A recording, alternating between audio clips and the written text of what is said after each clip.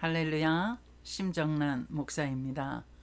오늘은 마태복음 4장 1절에서 10절의 말씀을 가지고 하나님의 말씀을 증거해 보겠습니다. 마태복음은 지난번에도 그 마태의 진술을 소상하게 말씀을 드렸죠. 마태는 히브리어로 레위, 이름이 레위입니다. 그게 이제 헬라어로 번역돼서 마태가 되었는데요. 이 마태는 직업이 텍스 콜렉터, 세금을 걷어들이는 사람이었죠.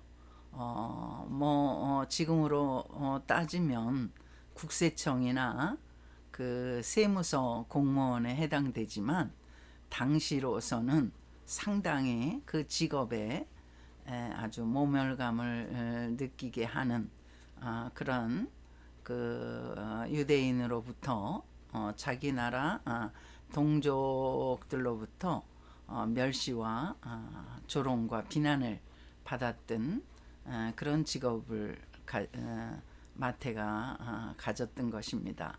그래서 마태가 이제 주님의 부르심을 받아서 정말 충성스러운 제자가 된 이후로 그는 이제 변하여 새 사람이 되었는데, 그의 그 특징은 다른 그 마가나 누가나 요한과는 다르게 그의 복음서에는 상당한 그 특징이 스며 있습니다. 자신이 그 당시에 주류가 아닌, 그리고 그 동족들로부터 비난의 대상이었던 그런 세금을 늑탈하는 거의 그 도적으로 취급을 받았기 때문에 자신의 그 죄인됨을 보다 더 그 죄인이 구원을 받는 그런 부분에 대해서 보다 더 열심히 치중을 해서 복음서를 기록한 것으로 여겨집니다. 그래서 아브라함의 자손, 아브라함과 다윗의 자손, 그리스도의 족보를 그 1장 1절에서부터 피력할 때에 그 예수님의 육신의 조상들이 얼마나 그 당시에 비난을 받고 멸시와 천대를 받았던 그러한 그 죄인들이었다는 것을 그 아주 적나라하게 표현하고 있는 것을 1장에서부터 볼 수가 있습니다. 오늘 4장에서는 이제 마귀의 시험을 받으시는 예수님을 이제 표현하고 있는데, 마태는 예수님이 시험을 마귀로부터 시험을 받으신 사실을 다루었다기보다는 예수님 자신은 하나님의 아들이시고 또 하나님이시잖아요. 그래서 그는 오히려 마귀를 조종하시고 마귀를 다스리시는 그런 왕 중의 왕이신데, 여기서 사탄의 시험을 받으시는 걸로 이렇게 마태는 말씀을 시작하고 있습니다. 그것은 바로 사탄이 공격하는 대상은 예수님이 아니라 바로 예수님을 믿는 하나님의 자녀라는 사실을 말하고 싶었던 것입니다. 그래서 그 1절에서부터 그 내용을 쭉 살펴보면은 바로 우리 인간 세상에 바로 하나님의 자녀들이 어떻게 사탄의 그 괴계에 노출되어 있는지를 그 마태는 말하고 싶었던 것이죠. 예수님의 그 사탄을 물리치신 그 내용을 한번 읽어보겠습니다. 마태복음 4장 1절입니다. 그때에 예수께서 성령에게 이끌리어 마귀에게 시험을 받으러 광야로 가사, 그때라는 것은 바로 이제 예수님이 공생애를 시작하기 직전이라는 말씀이죠. 세례 요한이 예수님에 대해서 증거를 한 이후 이제 예수님 본격적으로 본인의 사역을 시작하실 즈음에 마귀의 시험을 받으러 광야에 가셨다. 광야라는 것은 참으로 우리 인생이 살기에는 척박한 땅을 의미하는 것입니다. 상황이 만만치 않은 힘든 그런 상황을 표현한다고 할 수도 있습니다.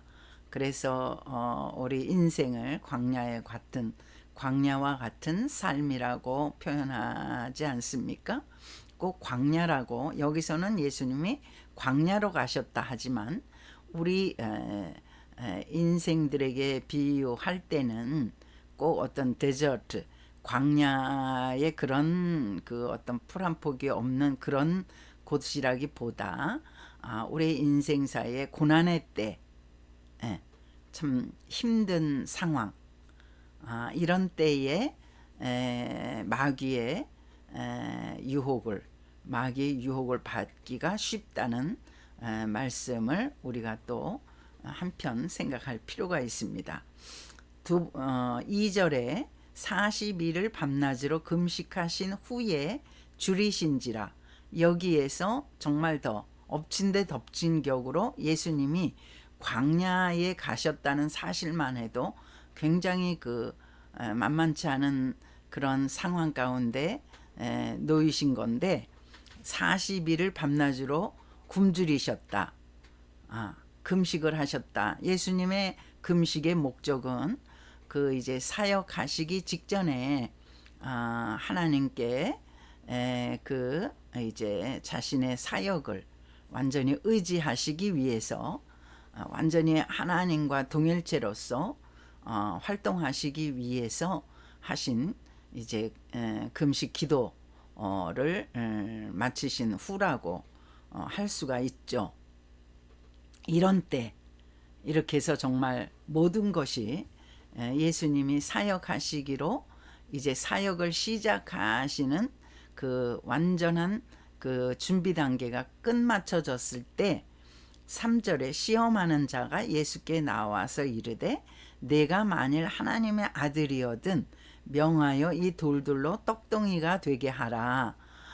참 예수님이 하나님이시고 하나님의 아들이시기 때문에 이러한 문제는 뭐 우리가 마태복음 16장에도 나옵니다마는, 또 마태복음 14장에도 나오고 요한복음 6장에도 나옵니다마는, 이제 오병이어로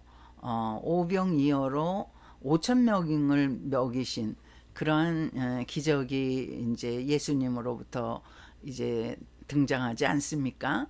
예수님이 돌들로 떡을 만드는 거, 아니 돌이 없더라도 무에서 유를 창조하신 하나님의 권세를 가지고 이 땅에 오셨기 때문에 이 사탄의 이러한 시험은 정말 아무것도 아니죠. 주님께는 아무것도 아니죠. 그러나 주님께서는 이렇게 말씀하십니다.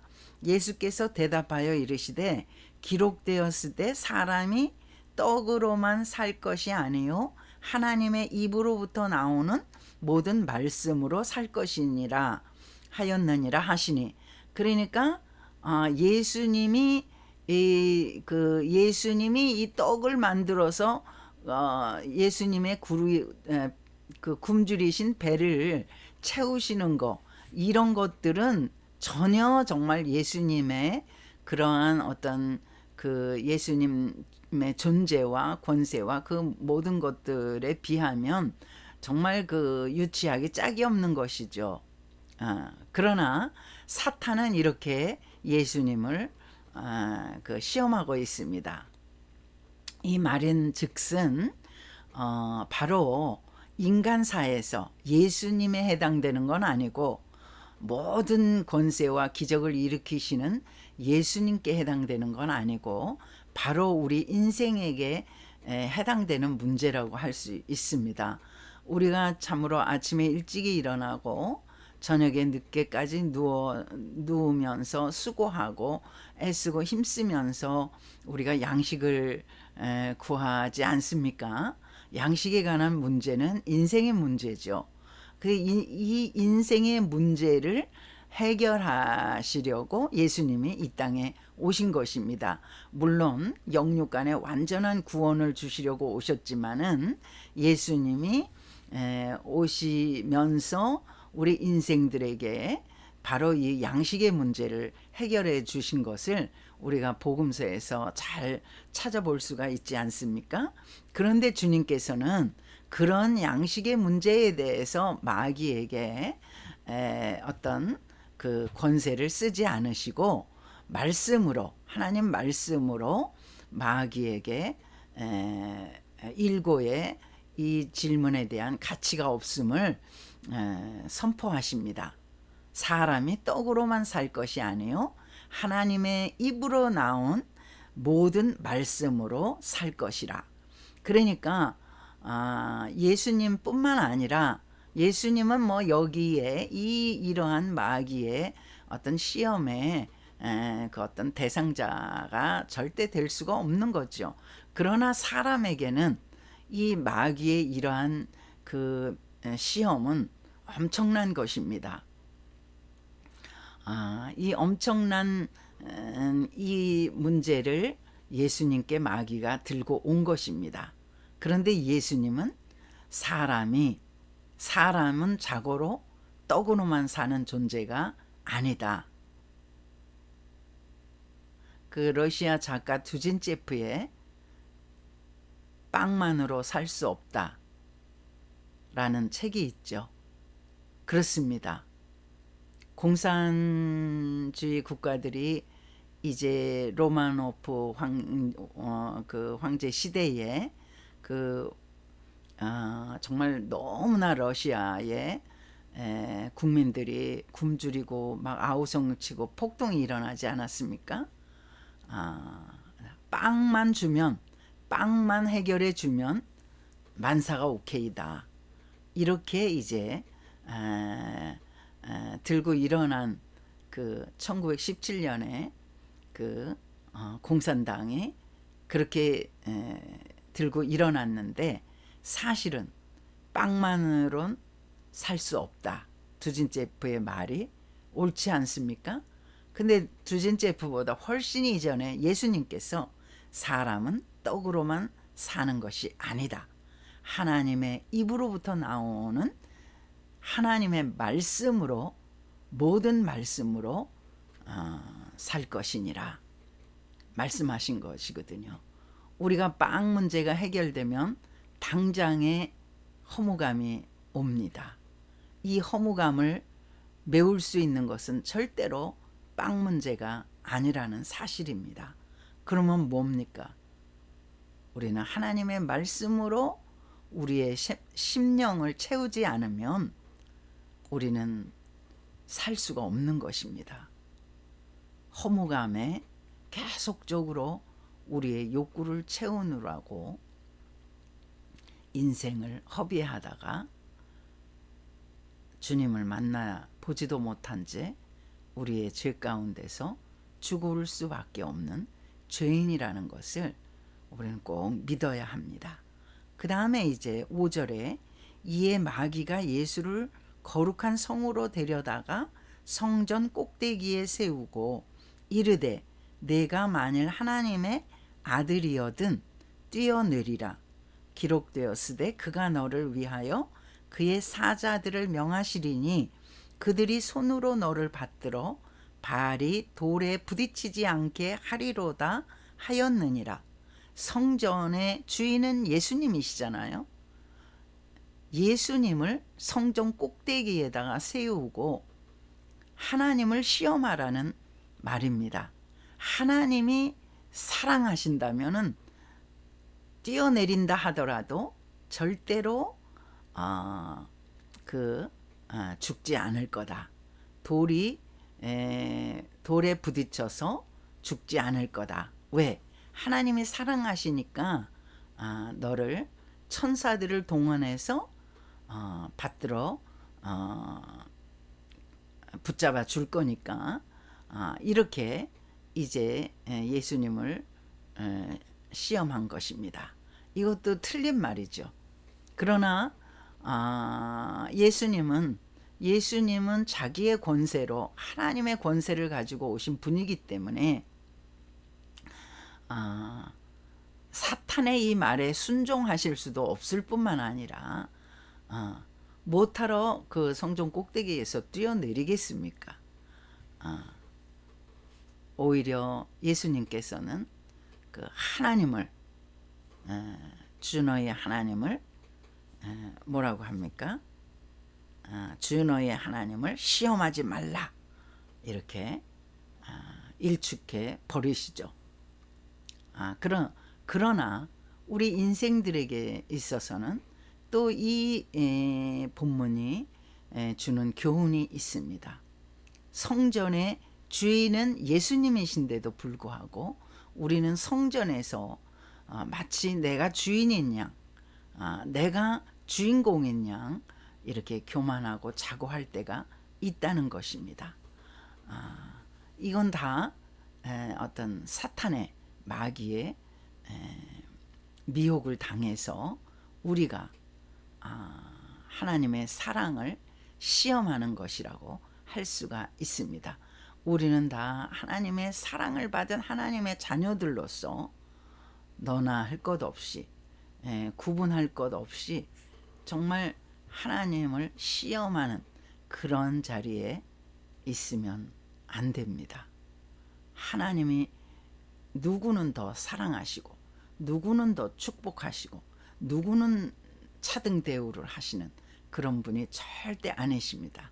하나님은 우리 각자의 성품과 환경과 그 모든 거에 딱 맞추어서 은혜를 부어주시기 때문에 우리가 받은 은혜로 좋게야 합니다.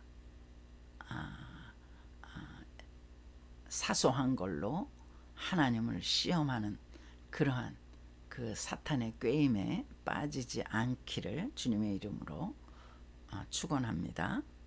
마지막으로 마귀가 또 그를 데리고 지극히 높은 산으로 가서 천하 만국과 그 영광을 보여 이르되 만일 내게 엎드려 경배하면 이 모든 것을 내게 주리라. 참 어이가 없죠. 사탄이 예수님께 뭐라고 말하냐 하면 자기에게 엎드려 절을 하라는 거예요. 경배하라는 거예요.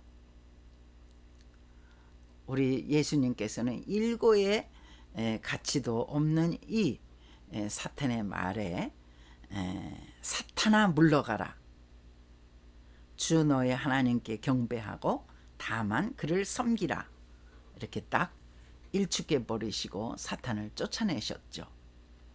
그러나 이 말씀을 우리 인생사에 적용을 해보자면 여러분 사탄에게 절한다는 것, 사탄을 경배한다는 것은 무슨 의미냐 하면 우리가 하나님을 의지하면서도 또한 사탄을 의지한다는 거예요. 여러분 교회를 다니면서 예수를 믿는 하나님의 자녀들이 점집을 많이 찾는다는 사실을 아십니까? 저는 너무나 놀랬거든요. 이 점을 치는 사람들은 사탄의 사주를 받아서 그 점괘를 보고 말해주는 사람입니다. 뭐 사탄까지 안 가고 사탄의 졸개들이 귀신들인데 귀신들에게 뒤집어 씌워져서 점을 쳐주는 것입니다. 돈을 받고 점을 쳐주는 것입니다. 여러분 이것은 바로 사탄을 경배하는 것이고 사탄에게 절하는 것입니다. 우리는 하나님의 자녀들로 하나님의 말씀을 기준으로 해서 살아야지, 우리가 장래일을 모른다고, 우리가 어떻게 사업이 어떻게 될지 모른다고 귀신 들린 사람들에게 찾아다니면서 장래일을 말해달라, 점괘를 봐달라, 이렇게 하는 것은 바로 사탄을 경배하는 것이고 찬양하는 것이고 또 그를 의지하는 것입니다. 우리가 전능하신 하나님을 의지해야지, 우리가 전능하신 예수 그리스도, 나의 죄를 다 깨끗하게 그의 보혈로 씻어주신 예수님을 의지하고 찬양해야지, 어찌 예수님과 대척점에 있는 사탄을 의지해서 점괘를 봐달라고 하고 점집을 찾아다닐 수가 있겠습니까? 우리 예수 믿는 자녀들, 혹시 이 말씀을 듣고 있는 하나님의 자녀들이 계신다면 정말 당장이라도 회개하시고 그런 그 사탄의 그런 미혹에 빠져서 여기저기 기웃거리는 그런 일이, 절대로 그런 일을 하지 마시기를 주님의 이름으로 부탁합니다. 여기서 그래서 주님께서는 사탄의 이 시험에 사탄아 물러가라고, 우리는 어떻게 물리쳐야 됩니까? 예수의 이름으로 명하노니 사탄아 물러가라. 여러분의 영혼을 어지럽히고 여러분의 그 삶에서 계속 사건 사고가 일어나고 그러면서 여러분의 그 믿음을 떨어뜨리고 추락시키고 또 시험에 빠지게 하고 게으르고 나태하게 하고 이렇게 주님의 전을 멀리하게 하고 주님을 떠나 살게 하는 이 모든 것들은 다 사탄의 계략입니다. C.S. 루이스의 The Screwtape Letter라는 그런 책이 있거든요. 거기 보면은 그 사탄이 졸개들을 다, 그 졸개들의 우두머리가 사탄인데 이 사탄이 졸개들을 전부 소집을 해가지고 회의를 합니다. 어떻게 하면 저 사람을 하나님으로부터 떨어져서 그 마귀의 종노릇하게 할 수 있을까? 그 정말 치밀하게 계획적으로 그 회의를 해서 그 한 사람을 무너뜨리게 합니다. 참 그 C.S. 루이스 기독교 학자인데요. 그의 이런 그 영성을 보면은 우리가 정말 배울 게 많이 있습니다. 이렇게 사탄은 우리를 넘어뜨리려고, 하나님의 자녀라도 넘어뜨리려고 철저하게 계획을 하고 그 졸개들이 다 모아서 머리를 맞대서 이렇게 완벽하게 계획을 해서 한 사람 한 사람 구원받은 자녀에게 달려 들어가지고 무너뜨리려고 하는데, 하나님의 자녀들은 아무 생각도 없이 그냥 무심하게 참패를 당하는 것입니다. 제가 요전에도 말씀드리지 않았습니까? 불의한 청지기, 예수님께서 칭찬하셨죠. 그 불의함 때문에 칭찬하신 게 절대 아니라는 걸 말씀드렸잖아요. 그의 기민한, 자기의 장래에 대해서 정말 기민하게 움직인 그러한 그 모습을 예수님께서 칭찬하신 거죠. 그 주인에게 칭찬받고 예수님도 그 부분을 꼭 집어서 말씀하셨죠. 그러나 빛의 자녀들, 하나님의 자녀들은 어떠냐? 아무 감각이 없는 거예요. 종말의 때가 가까운지, 지금 마귀가 시험을 하러 지금 달려들고 있는지, 사건 사고는 엄청나게 당하는데 그 당함 속에서 다 무참하게 패배를 당하고 참패를 당하고 나중에서야 깨닫는 것입니다. 아, 이게 마귀의 시험이었구나. 마귀가 나를 넘어뜨리려고 이렇게 달려들어서 내가 당했구나. 이게 다 사건 사고가 끝난 다음에 깨닫게 되는 거예요. 그것도 하나님께서 우리를 붙잡아 주시지 않으셨다면 우리는 아마 멸망의 구렁텅이에 빠져서 허우적거리고 지금까지도 허우적거릴지 모릅니다. 정말 감사하게도 주님께서 그 미끄러지는 시점에서 우리를 붙잡아 건져 주셨기 때문에 우리가 이렇게 이긴 것입니다. 사탄을 이긴 것이고 마귀를 이긴 것입니다. 우리는 항상 깨어서 기도하고 사건 사고 우리를 엄청나게 우리의 영을 괴롭히는 그러한 악한 일을 만나기 전에 예수님 말씀하셨잖아요. 너희가 시험에 들지 않게 깨어있어 기도하라. 항상 시험은 우는 사자와 같이 사탄이 우리를 넘어뜨리려고 우는 사자와 같이 덤빈다고 말씀하고 있습니다. 오늘도 주님의 이름으로 승리하시기를 축복합니다. 할렐루야.